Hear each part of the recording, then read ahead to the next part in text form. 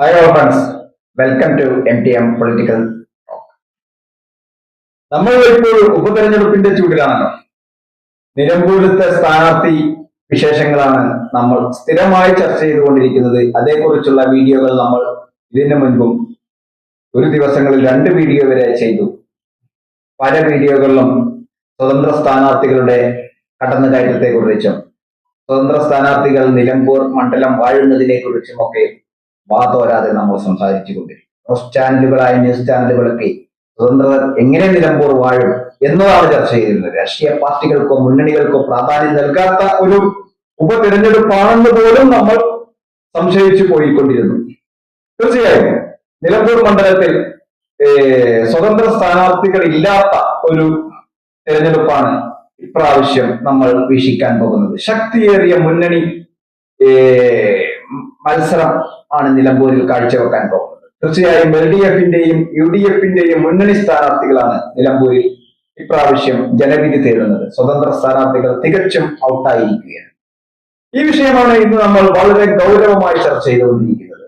നമ്മൾ ദിവസവും കേൾക്കുന്ന ന്യൂസുകളിൽ വളരെ പ്രധാനപ്പെട്ട നിലമ്പൂർ ഉപതെരഞ്ഞെടുപ്പ് വിശേഷങ്ങൾ, നിലമ്പൂർ അൻവർ ഉയർത്തുന്ന വെല്ലുവിളികൾ ഒക്കെ ഏതായാലും സ്വതന്ത്ര സ്ഥാനാർത്ഥികൾ ഇല്ല. നിലമ്പൂർ ഉപതെരഞ്ഞെടുപ്പ് രാഷ്ട്രീയം ബലാബലത്തിനുള്ള അവസരമാണ് കൈവന്നിരിക്കുന്നത്. സ്വതന്ത്രനെ പിന്തുണച്ചു എന്നുള്ള ചിത്തപ്പേര് രാഷ്ട്രീയ പാർട്ടികൾക്കും മുന്നണികൾക്കും ഇപ്രാവശ്യം പേറേണ്ടി വരില്ല. LDF-ഉം UDF-ഉം തങ്ങൾക്ക് കിട്ടുന്ന ബലാബലം എത്ര വോട്ടുകളാണ് എന്ന് വളരെ വ്യക്തമായി കണക്കുകൂട്ടാനോ അത് സാധൂകരിക്കാനും സാധിക്കുന്ന ഒരു ഉപതെരഞ്ഞെടുപ്പാണ്.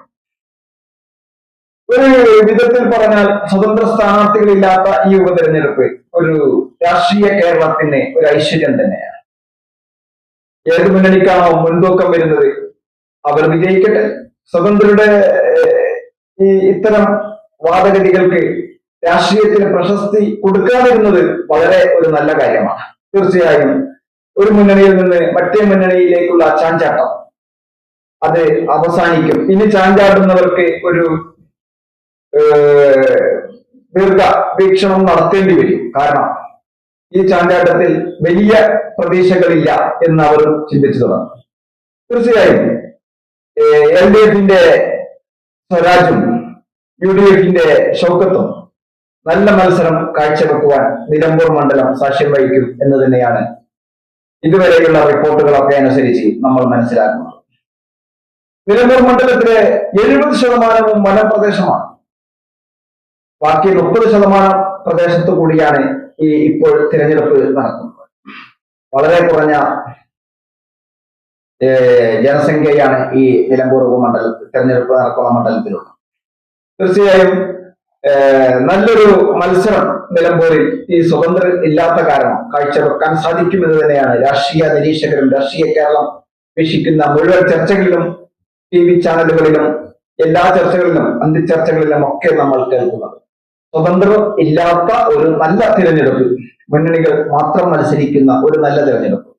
സ്വതന്ത്ര സ്ഥാനാർത്ഥികൾ എന്ന് പറഞ്ഞാൽ മുന്നണികളുടെ ബലാബലത്തിൽ സ്വതന്ത്രർ ഇല്ലാത്ത ഒരു തിരഞ്ഞെടുപ്പ് എന്നാണ് ഉദ്ദേശിക്കുന്നത്. മറ്റുള്ള സ്വതന്ത്രരല്ല നമ്മൾ ഉദ്ദേശിക്കുന്നത്. മറ്റുള്ള സ്വതന്ത്രർ മത്സരിച്ചു അവരെത്ര വോട്ട് പിടിക്കൂ എന്നുള്ളതല്ല.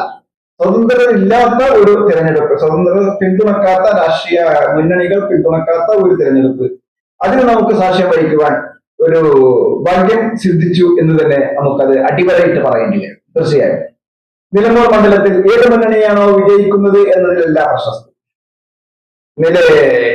ആര് വോട്ട് കിട്ടുന്നുവോ അവർ കൂടുതൽ വോട്ട് ആർക്ക് ലഭിക്കുന്നുവോ അവർ വിജയിക്കട്ടെ, അതല്ല ഇവിടുത്തെ പ്രശസ്തി.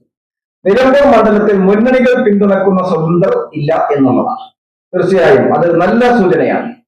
മറ്റത് ഒരു മുന്നണിയിൽ നിന്ന് ഈ മുന്നണിയിലേക്കോ ഈ മുന്നണിയിൽ നിന്ന് ആ മുന്നണിയിലേക്കോ വിലപേശി മാറുന്ന ഈ വില കുറഞ്ഞ രാഷ്ട്രീയം കേരളത്തിൽ നിന്ന് അവസാനിക്കുകയാണെങ്കിൽ തീർച്ചയായും അതൊരു നല്ലൊരു തുടക്കമായിരിക്കും. നല്ല തുടക്കത്തിനാവട്ടെ ഈ നിലമ്പൂർ ഇലക്ഷൻ സാക്ഷ്യം വഹിക്കുന്നത് എന്ന് കൂടി ഈ അവസരത്തിൽ ഓർമ്മിപ്പിക്കുകയാണ്. തീർച്ചയായും ഇപ്രാവശ്യം മുന്നണികൾ എടുത്ത തീരുമാനം വളരെ നല്ല തീരുമാനമാണ്. മത്സരം നേരിട്ട് തന്നെ നമുക്ക് വീക്ഷിക്കുവാൻ അവസരം ലഭിച്ചിരിക്കുകയുമാണ്. ഒരു മുന്നണിയിൽ നിന്ന് മറ്റൊന്നിലേക്ക് കളം മാറുന്ന സ്വതന്ത്രർക്കും ഈ ഉപതെരഞ്ഞെടുപ്പ് ഒരു പാഠം തന്നെയാണ്. പെട്ടെന്നുള്ള കളം മാറ്റം ഇനി കാര്യങ്ങൾ, സത്യങ്ങൾ ഒരു മെസ്സേജ് തന്നെ ഇവിടെ നൽകുകയാണ്. ഈ മെസ്സേജിൽ സ്വതന്ത്രർക്കുള്ളതായിരിക്കും. തീർച്ചയായും ഒരു മുന്നണിയിൽ നിന്ന് മറ്റേ മുന്നണിയിലേക്ക് പെട്ടെന്നുള്ള കളമാറ്റം ഇനി സാധ്യമല്ല. ആ കളമാറ്റങ്ങൾ ഇവിടെ അവസാനിച്ചിരിക്കുകയാണ്.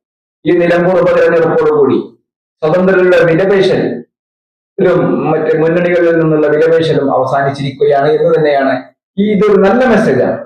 തീർച്ചയായും മുന്നണികൾ മത്സരിക്കട്ടെ, മുന്നണികൾ ജയിക്കട്ടെ, ആര് തന്നെ ജയിച്ചാലും വോട്ട് കൂടുതൽ കിട്ടുന്നവർ ജയിക്കട്ടെ, ഇടതായാലും വലതായാലും, അതല്ല ഇവിടുത്തെ പ്രധാനം. മുന്നണിയിലെ സ്വതന്ത്രരായി വന്ന് ഒരു മുന്നണിയിൽ നിന്ന് മറ്റൊന്നിലേക്ക് മാറി അതിൽ നിന്ന് രാജിവെച്ച് സ്വതന്ത്രരായി വീണ്ടും മറ്റൊരു മുന്നണിയിലേക്ക് മാറുക, എന്നിട്ട് വിലപേശൽ നടത്തുക, ഇതിലൊന്നും കേരള മണ്ണിൽ സ്ഥാനമില്ല എന്ന് ഉറക്കെ പ്രഖ്യാപിക്കുവാൻ ഈ ഇലക്ഷൻ സാധാരണക്കാർക്കും സാധിച്ചിരിക്കുകയാണ്. ഈ അവസരം നല്ലൊരു അവസരമായി നമുക്കും കരുതാം. തീർച്ചയായും നിലമ്പൂർ ഇലക്ഷനിൽ മുന്നണികളുടെ മത്സരം നടക്കട്ടെ, നല്ലൊരു മത്സരം നമുക്കും വീക്ഷിക്കുവാൻ അവസരം ലഭിക്കട്ടെ. ഇനിയും ഈ ഇലക്ഷനുമായി ബന്ധപ്പെട്ട് ഒരുപാട് അപ്ഡേറ്റുകളും ഒരുപാട് ന്യൂസുകളും ഒരുപാട് ചർച്ചകളും നമുക്ക് നടത്തേണ്ടതുണ്ട്. അടുത്ത വീഡിയോയിൽ ഇതിനെ പറ്റിയുള്ള കൂടുതൽ വിശേഷങ്ങൾ നമുക്ക് പങ്കുവെക്കാം. തീർച്ചയായും ഈ വീഡിയോ മുഴുവനായും വീക്ഷിച്ച താങ്കൾക്ക് നന്ദി. താങ്കൾ ഈ ചാനൽ ഇതുവരെ സബ്സ്ക്രൈബ് ചെയ്തില്ലെങ്കിൽ സബ്സ്ക്രൈബ് ചെയ്യുവാനും അഭിപ്രായ നിർദ്ദേശങ്ങൾ എന്താണെങ്കിലും കമന്റ് ബോക്സിൽ രേഖപ്പെടുത്തുവാനും ലൈക്ക് ചെയ്യുവാനും ഓർമ്മിച്ചുകൊണ്ട് നിർത്തുകയാണ്. നന്ദി, നമസ്കാരം. അടുത്തൊരു നല്ല വിഷയവുമായി നല്ലൊരു വീഡിയോയുമായി വീണ്ടും കണ്ടുമുട്ടും വരെ സന്ധിക്കും വരെ വണക്കം. നന്ദി, നമസ്കാരം.